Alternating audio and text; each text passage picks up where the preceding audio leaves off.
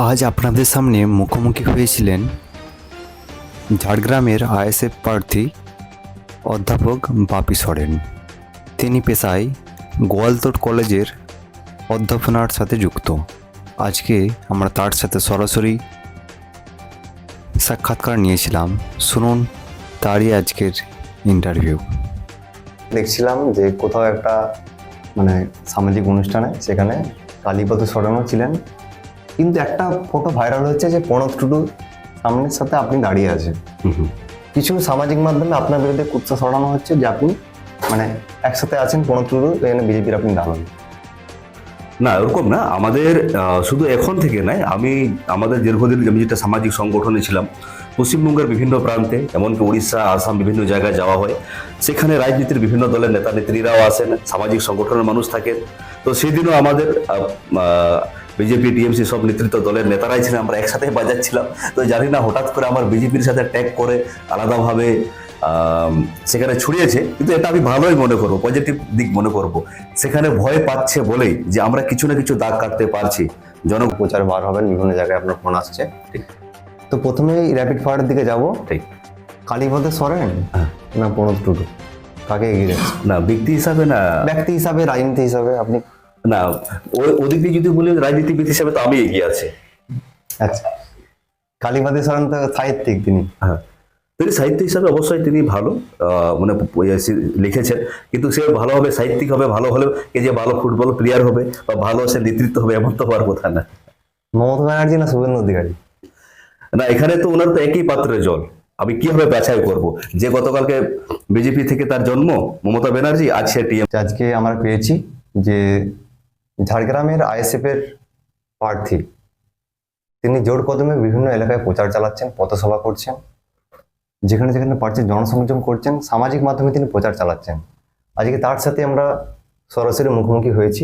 আপনাকে ধন্যবাদ। আজকে সবাইকে নমস্কার, জোহার।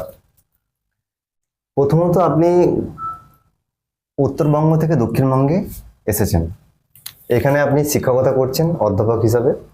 এই এলাকায় আপনি আইএসএফ এর প্রার্থী হয়েছেন, স্রোতের একেবারে বিপরীতে হাঁটছেন। সামাজিক মাধ্যমে তো সাড়া পাচ্ছেন, কিন্তু বাস্তবে আপনি সাড়া কি পাচ্ছেন না কোথাও? হ্যাঁ, প্রথমে যেটা জানাবো, অবশ্যই ধন্যবাদ জানাবো, যে স্রোতের বিপরীত বলে ঠিক হয়তো কথাটা ওরকমই, কিন্তু আমরা দেখেছি যে কোনো জিনিসেই যেটা ভালো জিনিস সেটা খুব নগণ্য পরিমাণে পাওয়া যায়, কিন্তু সেটা একটা প্রকৃতির নিয়ম।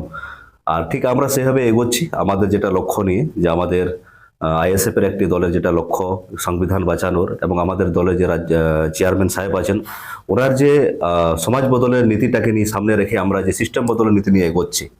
তো সবচেয়ে ভালো লাগছে যে আমরা সবচেয়ে অবাক হয়ে যাচ্ছি যে সমস্ত জায়গায় যাচ্ছি যেটা আমরা ধারণার বাইরে ছাড়া পাচ্ছি। অনেক জায়গায় এখন আমরা সেভাবে সংগঠন পৌঁছতে পারিনি। যেমন গতকালকে আমরা নয়াগ্রামে গিয়েছিলাম, সেখানে আমাদের কিছুক্ষণ পরেই দেখি 1 ঘন্টার মধ্যে পোস্টার ব্যানার লেগে গেছে। তো আমরা যেটা বলবো যে ধারণার বাইরে এখানে আমরা ছাড়া পাচ্ছি। মানুষের কাছে পৌঁছবার যে একটা মাধ্যম, বিশেষ করে আপনাদের যে ঝাড়গ্রাম এলাকায় আপনারা পৌঁছাচ্ছেন, কোথাও সাথে হয়তো তৃণমূল বা বিজেপির সাথে আপনারা পাল্লা দিতে পারছেন না। কোথাও কি মনে হচ্ছে যে না, ওই দলগুলো একটু যেহেতু তারা একটা মেন স্ট্রিম দল, সেখানে ইন্ডিয়ান সেকুলার ফ্রন্ট মতো একটা ছোট্ট দল, সেখানে তাদের সাথে যে পাল্লা দেওয়া, এই রাজনীতি কি পিছিয়ে আছেন? না, এটা অবশ্য অস্বীকার করা কোনো নেই। যে কোনো একটা প্রতিষ্ঠিত রাজনৈতিক দল যখন সেখানে রাজ্যে ক্ষমতায় থাকবে, কেউ সেন্ট্রালে ক্ষমতা থাকবে, আর সবচেয়ে বড় কথা যেটা আসতেছে, সেখানে অর্থেরও অনেক বড় ব্যাপার চলে আসে। আমরা যেটা দেখি, একটা লোকসভায় সরকারি মতে কেউ 70 লাখ খরচা করতে পারে, কিন্তু আমরা দেখেছি একটা ভারতের রাজনীতিতে অনেক জায়গায় 10 কোটি 15 কোটি টাকা খরচা হয়ে যায়। সেই তুলনায় অর্থের দিক দিয়ে আমরা একটু কমজোরে আছি সেইভাবে, কিন্তু মানুষের সাহায্য নিয়ে, মানুষের জনগণের আমরা হাত পাততেছি। কিন্তু আমাদের যতটুকু আমরা পাচ্ছি, অনেক জায়গায় কি হচ্ছে, আমরা কোনো জায়গায় যাচ্ছি, যেহেতু আমাদের কোনো জায়গায় সংগঠন নেই, সেখানে 2-500 মানুষ জড়ো হচ্ছে, কিন্তু অপর জায়গায় বিজেপি, টিএমসি সেখানে তার সংগঠন আছে, তার টাকা আছে, তার পয়সা আছে, এত কিছুর পরেও সে 1-1.5 হাজার মানুষ জমায়েত করতে পারছে না। যদি আমরা তুলনামূলক ওজন করে দেখি, তাদের চেয়ে আমরা এগিয়ে আছি। ঝাড়গ্রামে আপনাকে কিছুদিন আগে দেখছিলাম যে কোথাও একটা সামাজিক অনুষ্ঠানে, সেখানে কালীপদ সরেনও ছিলেন, কিন্তু একটা ফটো ভাইরাল হচ্ছে যে প্রণব টুডু সামনের সাথে আপনি দাঁড়িয়ে আছেন। কিছু সামাজিক মাধ্যমে আপনার বিরুদ্ধে কুৎসা ছড়ানো হচ্ছে যে আপনি একসাথে আছেন প্রণব টুডু, এখানে বিজেপির আপনি দালাল।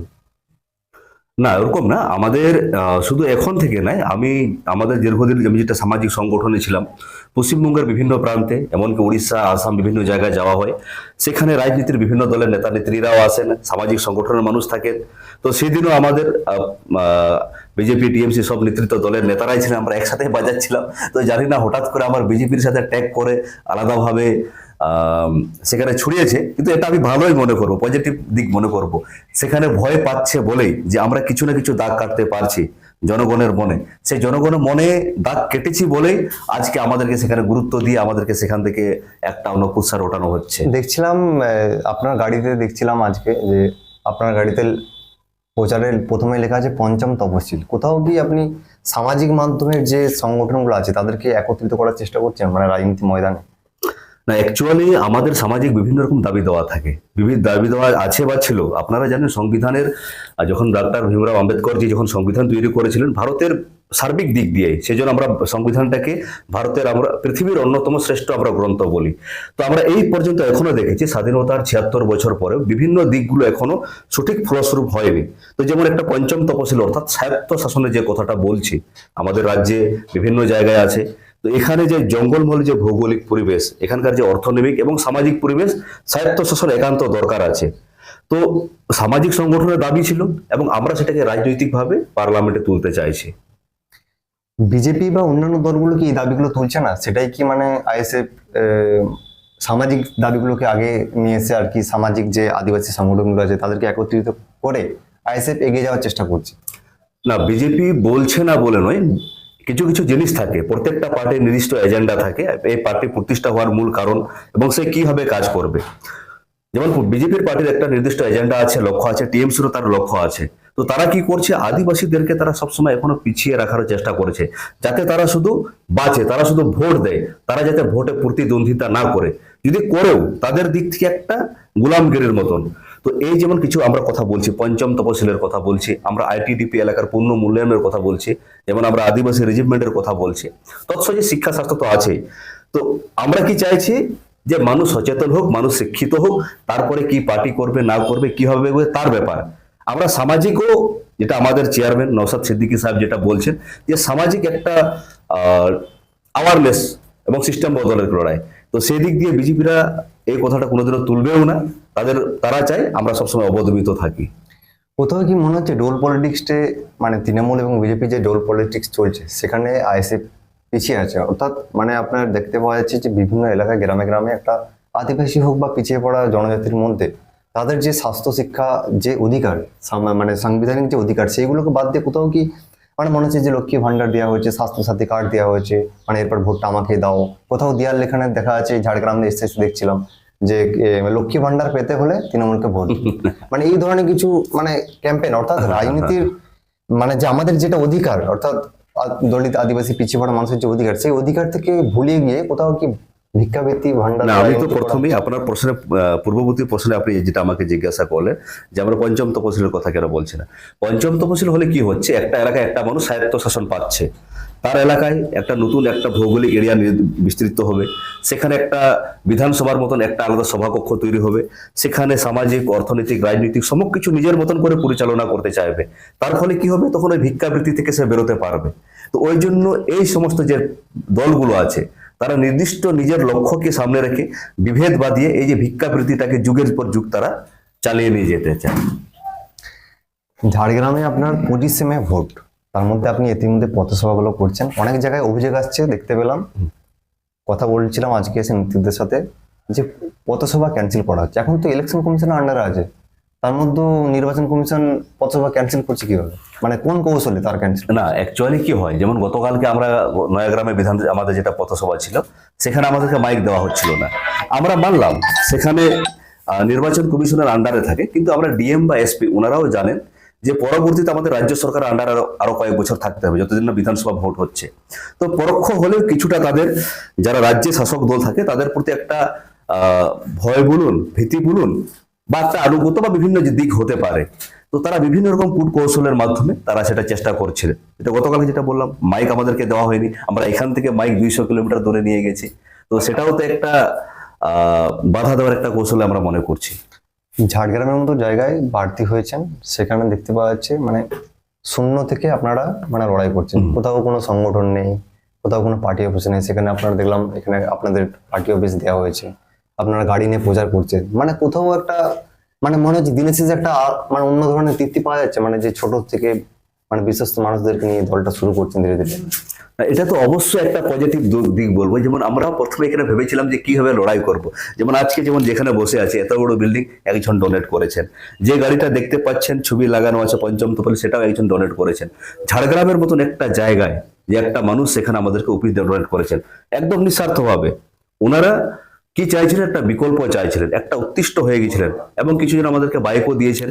তো একটা জিনিস আমরা কি দেখতে পাচ্ছি যে সংগঠন না থাকার পরেও যে রাজনীতি করা যায়, যে একটা সিস্টেম বদলের একটা অন্যতম একটা আমরা দিক দেখতে পাচ্ছি এবং একটা অবশ্যই পজিটিভ দিক। বিজেপির থেকে কত টাকা নিয়েছেন ক্যান্ডিডেট হওয়ার জন্য? প্রশ্ন কিরকম? বিজেপির থেকে কত কোটি টাকা নিয়েছেন ক্যান্ডিডেট হয়ে? তো আমরা কি হয়েছিল, আমরা কিছুদিন আগে দেখলাম ডায়মন্ড হারবারে যখন আমাদের চেয়ারম্যান সাহেব যখন আমাদের রাজনৈতিক যে স্ট্যাটিক্স থাকে তার ফলে তিনি দাঁড়ালেন না, তখন কি বলা হচ্ছিল, বিজেপি থেকে অভিযোগ করা হচ্ছিল যে নাকি টিএমসি থেকে টাকা নিয়ে নেওয়া হয়েছে। অপরদিকে আমরা যখন ঝাড়গ্রামে দেখতে পেলাম হঠাৎ করে একদিন আমার ছবি বিভিন্নভাবে ভাইরাল করা হচ্ছে একটা অনুষ্ঠানের, সেখানে বলা হচ্ছে আমরা বিজেপির থেকে টাকা নিয়েছি। তাহলে আমি বলবো যারা এই কথাটা রটাচ্ছে তারা আগে ওনারা ডিসাইড করুক, যে কোনো একটা আমাদেরকে এলিগেশন দিক যে আমরা টিএমসি থেকে টাকা নিয়েছি না বিজেপি থেকে টাকা নিয়েছি, ওটা ওনাদের উপরে ছেড়ে দিলাম। এই এই কথাটা নিয়ে নওশাদ সিদ্দিকী একাধিকবার মানে বক্তব্য দেখা গেছে, তিনি ব্যাখ্যা দিচ্ছেন যে যদি টাকা নিয়ে থাকি মানে বা নেওয়ার কোনো কৌশল থাকলে বলুন, তাহলে আমি 10% নেবো, বাকি 90% তাদের দেবো। এরপরে যে এই মানে দাগিয়ে দিয়ে রাজনীতি, অর্থাৎ মানুষকে ভুল পথে পরিচালিত করা, যে ও বিজেপির টাকা নিয়েছে, ও এর নিয়েছে। মমতা ব্যানার্জিকে বলতে দেখা গেছে এখনো ইলেকশন কমিশনের মাধ্যমে, ইলেকশন কমিশনের আন্ডারে থাকা সত্ত্বেও তিনি বিভিন্ন জায়গায় বক্তব্য দিচ্ছেন, মানে বিজেপির দালাল থেকে শুরু করে আপনাদের আইএসএফ ইন্ডিয়ান সেকুলার ফ্রন্টকে তিনি বলছেন। কোথাও কি মনে হচ্ছে যে এই লোকসভার তিনি ভয় খাচ্ছেন আইএসএফকে, অর্থাৎ লোকসভার পরেই মানে বিধানসভা ভোট সামনে, কোথাও কি দাগ কাটতে পারে? সেই কারণে প্রথমত বলে অনেক পার্টি কি করে নির্দিষ্ট কোনো সম্প্রদায়কে তাদের নিজের বাপের সম্পত্তি বলে মনে করে, কিন্তু আমরাও যেমন আইএসএফ করছি, আমরা যদি আমি আদিবাসী সম্প্রদায়, আমি বলবো আমার কাজের মাধ্যমে, আমার কর্মের মাধ্যমে, আমাদের নিজস্ব লক্ষ্যের মাধ্যমে একটা মানুষ আমাদের এখানে আসুক, আমরা কাউকে নিজের সম্পত্তি বলে মনে করব না। আগামী দিন এখনো করছি না, আগামী দিনে মনে করব না। তো ওনার যে দীর্ঘকাল এই যে সংখ্যালঘু সম্প্রদায়কে তিনি নিজের পকেটে পুরে রেখেছিলেন বিভিন্নভাবে ছল ছাত্রের মাধ্যমে, তার তো অবশ্যই ভয় লেগেছে। এখানে দেখতে পাচ্ছে যেভাবে আমাদের চেয়ারম্যান সাহেব যে একাই একজন এমএলএ হয়ে যেভাবে তিনি লড়াই দিচ্ছেন, এবং তার পরবর্তী যারা আমরা আমাদের আদিবাসী সম্প্রদায়ের মানুষ বিভিন্নভাবে এগিয়ে আসতেছি। তো সবচেয়ে ভালো লাগছে যেখানে ঝাড়গ্রাম থেকে আমরা দাঁড়িয়েছি, কিন্তু আমরা দেখতে পাচ্ছি পুরো পশ্চিমবঙ্গের একটা রাজনীতির পট পরিবর্তন হচ্ছে। তো ওনার অবশ্যই ভয়ে থেকে তো অনেকে অনেক কিছু ভুলভাল বকতে থাকে। আপনাকে নিয়ে আলোচনা শুরু হয়েছে যখন আইএসএফ প্রার্থী ঘোষণা করলো, অনেকেই চিনতেন না আপনাকে। আপনি আপনার ব্যক্তিগত সামাজিক মাধ্যমে আপনি আন্দোলনে যুক্ত ছিলেন, তারপরে আপনার সামাজিক মাধ্যমে আপনি পপুলার দেখলাম। আপনাদের সামাজিক মাধ্যমে আপনাকে দেখলাম বিভিন্ন শিক্ষা নিয়ে আপনি ভিডিও আপলোড করতেন বা এইসব নিয়ে, মানে সচেতনমূলক, সমাজ কিভাবে সচেতন করা যায় সেজন্য আপনি প্রথম থেকে চেষ্টা করে গেছেন। তারপরে আপনি প্রার্থী হওয়ার পর দেখলাম আপনাকে নিয়ে বিভিন্নভাবে এর আগে পত্রিকায় ছাপা হয়েছে যে আপনি নাকি চাকরি ছেড়ে মানে চাকরি ছেড়েছেন, কোথাও পঞ্চায়েতে আপনি কাজ করেছেন, তারপরে আপনি অধ্যাপনায় যুক্ত হয়েছেন। তো এই লাইফটা কেমন ছিল? না, অ্যাকচুয়ালি যেগুলো আপনি পত্রিকার কথা বললেন, আমরা শুধু এখন থেকে না, দীর্ঘকাল ধরে আমরা যেটা সামাজিক সংগঠন যথেষ্ট প্রভাব আছে আমাদের ভারতীয় এখানে সমাজ ব্যবস্থায়, বিভিন্ন রাজ্যে আমাদের আছে, সেটা থেকে আমরা কাজ করছিলাম। শুধু ভিডিও পোস্ট করা নয়, আপনারা দেখবেন উত্তরবঙ্গে যেটা অলচিকির প্রথম কলেজে পঠন পাঠন শুরু করা, সেটা বিভিন্ন জন নেতৃত্ব ছিলেন, তার মধ্যে আমি অন্যতম সেখানে নেতৃত্ব ছিলাম। তারপরে যেটা সেন্দ্রা কারখানা থাকে আমাদের উত্তরবঙ্গে, তার সেই কনসেপ্ট ছিল না, সেটা আমি প্রথম চালু করেছিলাম স্বাধীনতার পরবর্তীতে। এরকম বিভিন্ন দিক, বিভিন্ন রকম মুভমেন্ট, শুধু এটা আমাদের শুধু আদিবাসীদের জন্য নয়। যেমন আমাদের উত্তরবঙ্গে সবচেয়ে বড় সমস্যা ছিল যে এমস নিয়ে, যেটা প্রিয়রঞ্জন দাসমুন্সি থাকাকালীন সেখানে হওয়ার কথা ছিল, এবং সেটা নিয়ে আমরা কয়েকজন মিলে আমরা অনশনে বসেছিলাম 2019 সালে। সেটাও প্রিন্ট মিডিয়া বা বিভিন্নভাবে দেখিয়েছিল। অর্থাৎ সে হঠাৎ করে রাজনীতিতে আসে আমি জনসাধারণের কাজ করছি এমন নয়, বিভিন্ন ছোট্টবেলা থেকে সে প্রসেসটা চলছে। তো এখন নতুন এসেছে রাজনীতিতে, নতুন কিছু লাগছে না, মানুষের সাথে আগেও ছিলাম, এখনো আছি। এখানে কি হয়েছে, জাস্ট একটা পার্লামেন্টে যাওয়ার একটা প্রতিযোগিতা। দিল্লি যাওয়ার যে লড়াই, বিভিন্ন দেখলাম আপনার এই ঝাড়গ্রামে 13 জন প্রার্থী হয়েছে। 13 জন প্রার্থীর মধ্যে অন্যতম বিভিন্ন মেন স্ট্রিমের মধ্যে আপনার সিপিআইএম, আপনার তৃণমূল এবং বিজেপি, তারা তাদের মতো ঠিক প্রচার করছেন। কোথাও এই তৃণমূল, বিজেপি, সিপিএম এর বাইরে যে ইন্ডিয়ান সেকুলার ফ্রন্ট একটা বিকল্প আপনারা বলছেন, বা সামাজিক মাধ্যমে বিকল্প বলা হচ্ছে, বিকল্প সংগঠন, সেখানে বা এই বিশেষ করে ইন্ডিয়ান সেকুলার ফ্রন্টের সাথে সিপিএম এর যে জোটের নিয়ে অনেকে আশাবাদী ছিলেন। জোটে ভাঙনের পর কোথাও মানে কোণঠাসা হয়ে যাওয়া একটা মানে তৈরি করা হচ্ছে, মানে একা একা লাগছে, মানে জোট হলে একটু ভালো হতো। না, অবশ্যই জোট হলে বিভিন্ন ক্ষেত্রে রাজনীতির ইতিহাসের বিভিন্ন পাঠ দেখেছি, সেখানে জোট হলে শত্রু আমার বন্ধু হয়, বন্ধু না হলেও এই নীতিটা অনেক ক্ষেত্রে প্রযোজ্য হয়। কিন্তু ইতিহাসে সবসময় যে এমন হবে তেমন কথা নয়। আর রাজনীতির ক্ষেত্রে বিভিন্ন রকম স্ট্র্যাটেজি থাকে। তো এই মুহূর্তে আমরা যেটা সাড়া পাচ্ছি, সবচেয়ে যেটা অবাক লাগছে, আজকে যদি আমরা এখানে না দাঁড়াতাম, যে জনসাধারণ যে বিকল্প চাইছে, যেভাবে আমাদেরকে গ্রহণ করছে, সেই জিনিসটা তো আমরা বুঝতে পারতাম না, বা জোটের মাধ্যমে সেখানে হয়তো সিপিএম তো আমরা পেলাম না। কিন্তু ঝাড়গ্রামের মানুষ যেভাবে আমাদেরকে আপন করে নিয়েছে, আমাদের সীমিত একটা সামর্থ্যের মধ্যে থেকেও, তো জোট সেটা আমাদের রাজ্য নেতৃত্বরা জানেন কি কারণে হলো না, হলে কি হতো সেটা ওনারাই বিচার করবেন। আমি প্রার্থী এটুকু বলতে পারি যে আমাদের যা সাড়া পাচ্ছি, আগামী দিনের একটা নতুন দিশা আমরা দেখতে পাচ্ছি। আপনার বক্তব্যের মধ্যে দেখছিলাম, মানে বিশেষ করে যেখানে যেখানে আপনি পথসভা বক্তব্য রাখছেন, কোথাও কোনো আক্রমণ নেই, কোথাও কোনো তৃণমূল বিজেপিকে কোনো আক্রমণ নেই, সামাজিকভাবে সচেতন করছেন। কোথাও কি ইন্ডিয়ান সেকুলার ফ্রন্টে এটা একটা অন্যতম স্ট্র্যাটেজি, যে মানে বিশেষ করে দেখা গেছে এই লোকসভার মধ্যে অনেকেই, মানে এখন যেহেতু কমিশনের আন্ডারে আছেন, অনেকেই মানে কথাবার্তা খুব সাবধানে বলছেন, কিন্তু আপনার প্রথম থেকেই দেখছি একটা মানে সামাজিকভাবে সচেতন করার জন্য আপনি রাজনীতি নেমেছেন। না, অ্যাকচুয়ালি আমাদের যদি রাজনীতি যারা পলিটিশিয়ান, আমরা যারা ছাত্র আছি বা যারা রাষ্ট্রবিজ্ঞান নিয়ে পড়াশোনা করি, সোশিওলজি নিয়ে, অ্যাকচুয়ালি রাজনীতিতে এরকমই হওয়া উচিত। যে আগে আমরা দেখেছি বিভিন্ন আমরা স্বাধীনতার পরবর্তীতে এরকম সৌহার্দ্যপূর্ণ মনোভাব ছিল। ধীরে ধীরে রাজনীতিটাকে এমন ক্রিটিক্যাল ভাবে, ইচ্ছাকৃতভাবে আমাদের সামনে সেটাকে নোংরামিতে পরিণত করা হলো, যাতে করে আমি কিছু বলছিলাম যে আমরা যাতে শুধু ভোটার হিসাবেই থাকি, যাতে আমরা নির্বাচিত প্রতিনিধি হিসাবে না আসি। তো সেটা আমাদের দায়িত্ব। মানুষকে যদি সচেতন করি, আগামী দিনে সচেতন হচ্ছে অনেকটাই। আমি যেমন গতকালকে পথসভা বিভিন্ন জায়গায় যেটা দেখতে পাচ্ছি, যে অনেক জায়গায় আমরা দেখতে পেয়েছি আমাদের পথসভা শেষ হওয়ার পরেও অনেকেই একটা নির্দিষ্ট বড় রাজনৈতিক দলের সে পরিচয় দিচ্ছে, যে দাদা আমি অমুক দলের, গলায় লাগিয়ে দিচ্ছে, চা খাওয়াচ্ছে, যে আপনি যে কোনো দলের হন না কেন, খুব ভালো লাগলো আপনার কথা শুনে। মানে এই জিনিসটা তো জনসাধারণের কাছে পাচ্ছি। মানে টিএমসি বলুন, বিজেপি বলুন, এই সমস্ত প্রতিষ্ঠিত রাজনৈতিক দলের নেতাদের কাছ থেকেও এই মানে কি বলে একটা বিশ্বাসযোগ্যতা পাচ্ছি আর কি। মানে একদম আপনি যেটা বলছেন যে আপনার কথাবার্তার মাধ্যমে অনেকে আকৃষ্ট হয়ে আসছেন, বা বিভিন্ন দলের হতে পারে, এটাই তো দরকার। মানে পশ্চিমবাংলায় যে রাজনীতি বর্তমানে হয়ে আসছে, মানে সৌজন্য রাজনীতি নেই। মানে বিশেষ করে দেখা গেছে, মানে 2019-এর সময় দেখেছি, মানে অনেক নেতা, বিজেপি নেতারা মন্তব্য করতেন যে ওর হাত ভেঙে দেবো, এর হাত গুড়িয়ে দেবো, এবং বিশেষ করে তৃণমূলেরও এখনো বলছেন একে দেখে নেবো, ওকে জেলে ঢুকিয়ে দেবো। মানে এই যে রাজনীতির যে তকমা, মানে এই একে অপরের দাগিয়ে দেওয়া, এতে তো সাধারণ মানুষ তো অতিষ্ঠ। মানে তারা তো তাদের সুবিধা পাচ্ছেন না, বিশেষ করে 100 দিনের কাজের যে টাকা সাধারণ মানুষ পাচ্ছে না। কিন্তু তৃণমূল এবং বিজেপির যে রাজনীতি লড়াই, তারা অভিষেক ব্যানার্জি দিল্লি যে লড়াই করছেন, কিন্তু 100 দিনের টাকা পাচ্ছেন না। অবশেষে পরবর্তীকালে রাজ্য সরকার যে টাকা দিল, সেখানে দেখা গেছে দুর্নীতি, মানে তৃণমূলের প্রত্যেকটা নেতার অ্যাকাউন্টে 100 দিনের টাকা ঢুকিয়ে দেওয়া হয়েছে। মানে এই যে মানে পলিটিক্স মানে চলছে পশ্চিমবাংলায়, কোথাও কি একটা মানে মনে হচ্ছে যে মানুষ এইসব তৃণমূল বিজেপির বাইরেও মানে আছে ইন্ডিয়ান সেকুলার ফ্রন্ট? না, অবশ্যই মানুষ এখন বুঝে গেছে। আগে কি ছিল, যখন মিডিয়া ছিল একতরফা ভাবে দেখানো হতো তারা কি যেটা চাইতো। এখন বিভিন্ন রকম প্রাইভেট মিডিয়া আছে, তার চেয়ে সবচেয়ে বড় কথা যে সোশ্যাল মিডিয়াতে আসার পর এমন জেনে গেছে যে কোনোদিনও শুভেন্দু আর অভিষেক মারামারি করবে না। মুখে কিছু যা করবে তাদের উস্কানিতে আমরা মারবো, আমাদের হাত পা ভাঙছে, আমাদের বাড়িঘর জ্বলছে। মানুষ এই জিনিসটা অনেকটা রিয়েলাইজ করতে পারছে। এখন মানুষ দেখছি কাজের কথা বলছে, এবং আমরাও দেখছি অন্যান্য দলের যারা শাসক দলের জনগণরাও তারাও বলছে যে না দাদা, আপনারা যেটা বলছেন খুব সুন্দর, আমরা এতদিন ধরে একটা উস্কানিমূলক বা বিভিন্নভাবে আমরা সেখানে আমাদেরকে অন্য জিনিসটা দেখানো হয়েছিল। তো আমরাও চাইছি একটা নতুন দিক, এবং রাজনীতিটা শুধু নোংরামির জায়গায় না, একটা রাজনীতির জায়গায় থাকবে।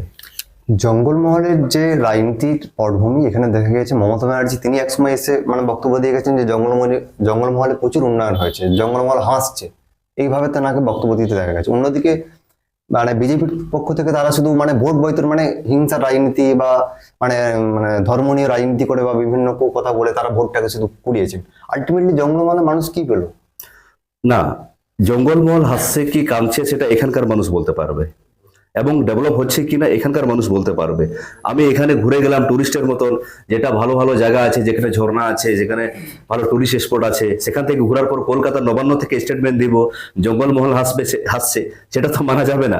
আমাকে জঙ্গলমহলে যেতে গেলে যে সমস্ত প্রত্যন্ত এলাকাগুলো আছে, যেখানে স্বাস্থ্যকেন্দ্র একদম ভেঙে পড়েছে, নামে স্বাস্থ্যকেন্দ্র, যেখানে রাস্তায় বর্ষা হলেই আপনার 4 চাকা ঢুকে না, স্কুল আছে, শিক্ষক নেই, ছাত্র সেখানে গিয়েও সেখানে পাচ্ছে না, যে পরিকাঠামো নেই, বিভিন্ন জায়গায় বালি চুরি হচ্ছে, যেভাবে, আর সবচেয়ে আমার দুঃখ লাগছে, বেদনা লেগেছে, জঙ্গলমহলে একটা ইচ্ছাকৃত ইন্টেনশন দেখতে পাচ্ছি, জঙ্গলমহলে আগুন ধরিয়ে দেওয়া। আগুন ধরিয়ে দেওয়ার পর সেই মাফিয়ারা সেই গাছগুলো কাটছে, পরে সেই জায়গাটাকে দখল করছে।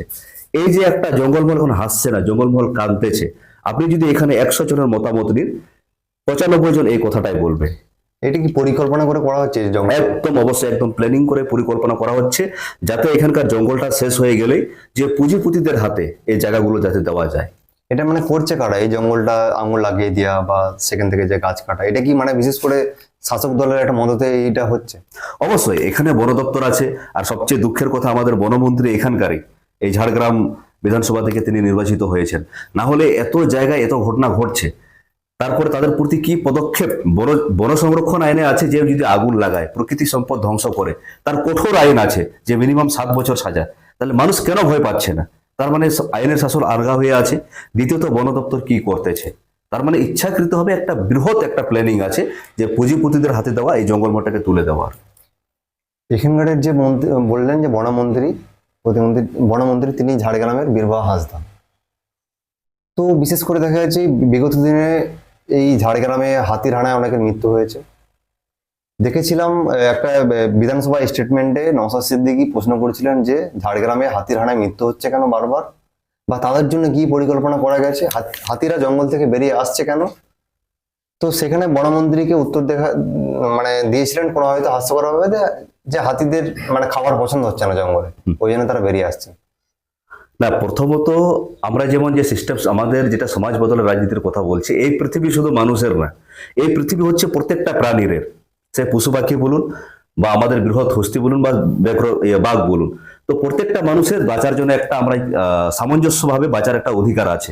তো আমরা কি হচ্ছে, প্রথমে যেটা বললাম, আমি জঙ্গলে আগুন লাগিয়ে দিচ্ছেন, সেখানকার জল শুকিয়ে যাচ্ছে, কোনো নির্দিষ্ট প্ল্যানিং করা হচ্ছে না। হাতির যেমন দিনে প্রচন্ড পরিমাণে অনেক জল লাগে, কয়েকশো লিটার জল লাগে, খাবার লাগে। তাহলে আমাকে সমাজটাকে, বাস্তুতন্ত্রটাকে বাঁচাতে গেলে প্রকৃতিগতভাবে সেটা আমাকে বাঁচাতে হবে, সামাজিকগতভাবে। কিন্তু আপনি সেখানে ধ্যান দিচ্ছেন না। আপনি শুধু বাইরে বাইরে হাতি হানায় কেউ মারা গেলে 2 লক্ষ টাকা দিয়ে আপনি নিজেকে মহান জারি করবেন, এই যে তারপর বলবেন জঙ্গলমহল হাসলো। মানে জীবনের বিনিময়ে একজনকে চাকরি দিয়ে, ওটা হোমগার্ডের কন্ট্রাকচুয়াল, আপনি তখন সেটা ভোট বাক্সে পরিণত করবেন। এই জিনিসটা বারবার হয়ে আসতেছে। তো আমরাও চাইছি, দাবি রেখেছি যে নির্দিষ্ট আইন আছে। আইন বলতে কি, একটা নিশ্চয় বৈজ্ঞানিক ভিত্তি আছে যে হাতিকে কিভাবে জঙ্গলে রেখে সেখানকার খাদ্য এবং বা জলকে সংরক্ষণ করে কাজে লাগানো যায়, সেটা নিয়ে আমাদের ভাবনা চিন্তা আছে। এটা আপনাদের ভাবনা চিন্তা আছে। একেবারে আমার শেষের দিকে চলে আসছি, র্যাপিড ফায়ারে 2-3টে মানে কোশ্চেন করবো, অবশ্যই অবশ্যই। তারপরে আমি আজকে সমাপ্ত করব। আপনিও আপনার প্রচারে বার হবেন, বিভিন্ন জায়গায় আপনার ফোন আসছে। ঠিক। তো প্রথমেই র্যাপিড ফায়ারের দিকে যাব। ঠিক। কালীপদে সরেন হ্যাঁ। না প্রণোদ টুডু, কাকে এগিয়ে রাখছেন? না ব্যক্তি হিসাবে না, ব্যক্তি হিসাবে, রাজনীতি হিসাবে আপনি? না, ওদিক দিয়ে যদি বলি রাজনীতিবিদ হিসাবে তো আমি এগিয়ে আছি। আচ্ছা, কালীপদে সরেন তো সাহিত্যিক তিনি। হ্যাঁ, তিনি সাহিত্য হিসাবে অবশ্যই তিনি ভালো, মানে লিখেছেন, কিন্তু সে ভালো হবে, সাহিত্যিক হবে, ভালো হলেও কে যে ভালো ফুটবল প্লেয়ার হবে বা ভালো সে নেতৃত্ব হবে এমন তো হওয়ার কথা না। মমতা ব্যানার্জি না শুভেন্দু অধিকারী? না, এখানে তো ওনার তো একই পাত্রের জল, আমি কিভাবে বাছাই করব? যে গতকালকে বিজেপি থেকে তার জন্ম মমতা ব্যানার্জি, আছে টিএমসি, যা টিএমসি থেকে শুভেন্দু ব্যানার্জির জন্ম, আছে বিজেপি, তারা তো একই পাত্রের জল, তাদেরকে তো আলাদা করাই যাবে না। অভিষেক ব্যানার্জি না নওশাদ সিদ্দিকী? এদিক দিয়ে আমাদের চেয়ারম্যান সাহেব যেভাবে নিজের একদম অরাজনৈতিক সামাজিক মাধ্যম থেকে, মানে একটা সামাজিক সাধারণ মানুষ থেকে আজকে যেভাবে তিনি লড়াইয়ের ময়দানে এগিয়ে এসেছেন, সেদিক দিয়ে অবশ্যই আমি নওশাদ সিদ্দিকীকে এগিয়ে রাখবো। আর তিনি তো একটা, অভিষেক ব্যানার্জিকে কি বলবো, তার কোন যোগ্যতায় যে তিনি 26 বছর বয়সে এমপি হলেন, আমার আজকে মাথায় এখনো আসেনি। আচ্ছা, আপনাদের একটা বিতর্কিত প্রশ্ন করব। অবশ্যই। মানে কর্মীরা নাকি আদিবাসী, কোন দিকটা? না, এখানে আমি বলবো এখানে কর্মী, মুসলিম, আদিবাসী, ভূমিজ এরকম করে না। এটা সব ভারতবর্ষ আমাদের দেশ, এটা প্রত্যেক মানুষের আমাদের অধিকার আছে। আমাদের মুসলিম, আমাদের হিন্দু, আমাদের শিখ, খ্রিস্টান, ইসাই সবার একটা অধিকার আছে। কিন্তু যেটা ইতিহাস আছে, সঠিক ইতিহাস যেটা আমরা সেটা যেন আলোচনা করি, সেখানে যেটা বিকৃতি না করা হয়। সঠিক ইতিহাসে যার যেটা প্রাপ্য, যার যেটা পাওয়ার সে অবশ্যই পাক, কিন্তু বিকৃতি করে নয়। আচ্ছা, একেবারে আমরা এখানে আজকে মানে সমাপ্ত করবো। আরো আগামীতে আপনার ইন্টারভিউ নেব। আপনাকে অসংখ্য ধন্যবাদ আজকে থাকার জন্য। আগামীতে আরো আপনি যে পথসেবা করছেন বা সেখানে বক্তব্য রাখছেন, আপনি এগিয়ে যান, আপনার বক্তব্য আরো মানে দীর্ঘ হোক, বা আপনি এইভাবেই সামাজিক মাধ্যমে এগিয়ে যান। আপনার বক্তব্যের মধ্যে কোথাও কোনো রাজনীতি আক্রমণ নেই, কোথাও কোনো ব্যক্তিকে আক্রমণ নেই, শুধু সামাজিক মাধ্যমে আপনি সচেতন করছেন। একদম। এবং এখানে এইটাই সবচেয়ে জিনিসটা ভালো লাগছে যে সামাজিক মাধ্যমে আজকে আমরা সচেতন নয়, ওই জন্যই আমরা আমাদের অধিকারটুকু আদায় করতে একদমই। পারছি না।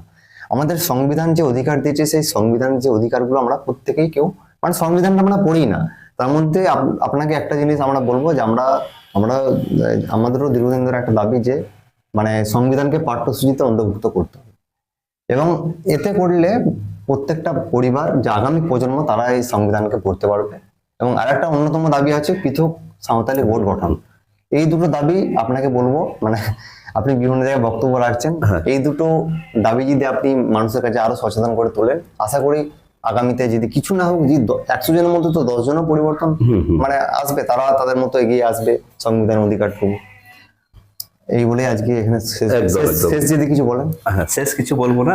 আমাদের দাদা যেটা বললেন, অবশ্যই আমরা সে নিয়ে আগামী দিনে কথা বলবো। এবং তারপরেও যদি আপনাদের মনে হয়, যারা ভিডিও দেখছেন, নিচে কমেন্ট করে জানাবেন কি কি বিষয় নিয়ে আমাদের বলা উচিত। শুধু সমস্যার কথা উল্লেখ করবেন না, সমস্যা উল্লেখ করবেন, সমস্যার সাথে সমাধানটাও যাতে থাকে। নমস্কার। আপনাদের অসংখ্য ধন্যবাদ।